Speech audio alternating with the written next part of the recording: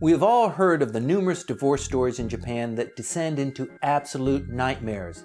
What should you do if you fear that you might be heading there yourself? And are there preventive measures that you could have taken before getting married? There's no reward for divorce. We don't want to go there, but we also want to move on with our lives. You need to know how to get there with the least amount of collateral.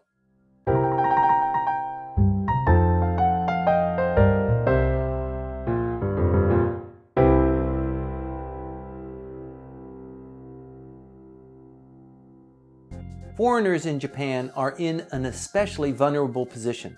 As transplants, special care needs to be given to lifelong decisions such as marriage. Hi, I'm Timothy Langley. Why might you want to listen to me? Well, I graduated from a Japanese law school. I was the first non-Japanese to work in the Japanese parliament. I was general counsel to Apple Computer and General Motors in Asia.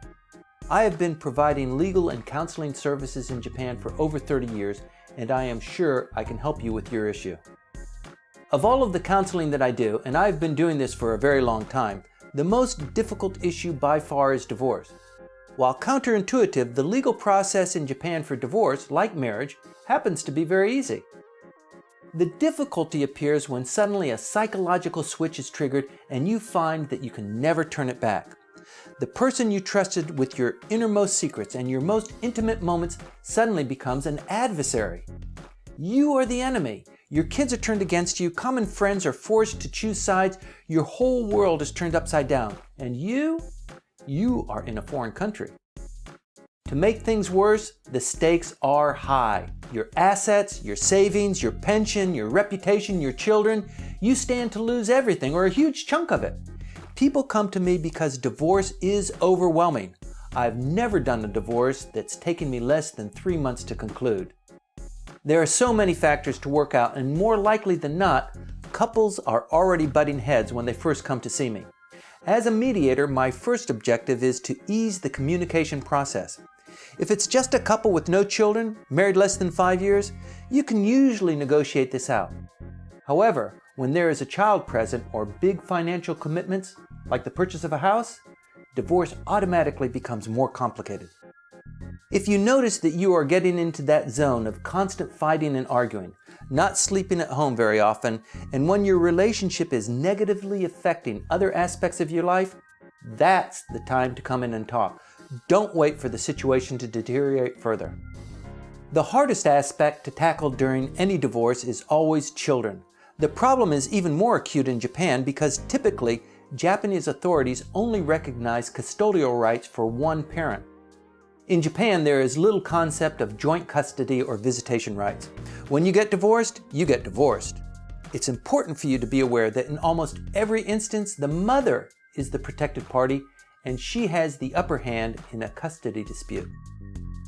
As a result of seeing firsthand the difficulties of divorce, I expanded also into providing prenuptial agreements as a service to couples, generally at the invitation of the foreign party. This is because experience reveals that if there is going to be any prejudicial treatment, the foreigner is going to be the recipient.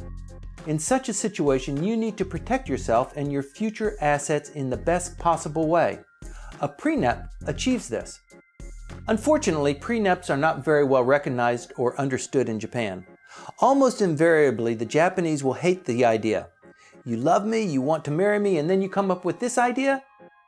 The fact of the matter is that prenups are a great idea. They allow both of you to protect your interests to the most balanced degree possible. It is not an easy process, and it requires a lot of hand-holding, but it is wiser to work out possible problems now when you are in love, rather than later when you are both driving each other crazy.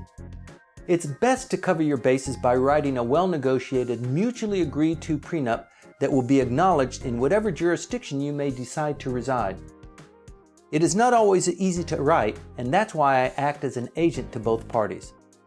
The objective of a prenup is to define, in the event of trouble, what is going to happen to the assets, what happens to unmatured pensions, what happens to debts, how do we secure the children's future, to whom does the house go.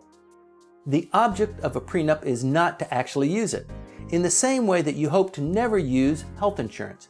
A prenup is another kind of insurance. If the unexpected happens, you will be glad it was done on calm waters instead of having to negotiate during a very difficult time. Do it once and rest easy. Convincing your fiancé might not be easy, but don't let yourself be pressured into succumbing. It is difficult to explain the advantages, so let me help you.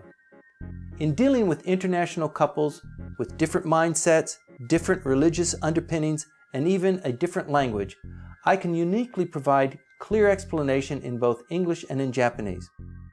Call me, visit our webpage, let me help you to work this out.